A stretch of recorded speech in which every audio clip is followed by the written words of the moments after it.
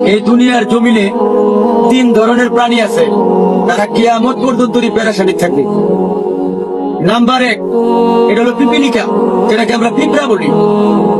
তার নিজের বডির থেকে আর 3 গুণ 5 গুণ 10 গুণ বড় একটা মাল তারা টানাটানি করে গর্তে নিয়ে দেবে রয়েছে, মানে বাসাত নিয়ে খাইব। এখন বাসাত নিয়ে যাওয়ার সময় এটা তার যে বাড়ি বানাইছে, তার বাড়ির গেট দেওয়া এই মাল ঢুকে না, তার বাড়ির গেট দেওয়া এই মালটা ঢুকে না, সে এটা টানে নিতেছে। এই পিপিলিকা কিয়ামত পর্যন্ত রিজিকের পেরেশানি করবে।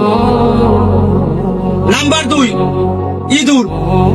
ক্ষেতের ধান যা আছে সব কাটতে না গাছা ঢুকাইবো, ঘরের খেতা বালিশ কম্বল যা কিছু আছে সব কাটবো, কাটতে না তার গাছা ঢুকাইবো, তার রিজিক লাগবো।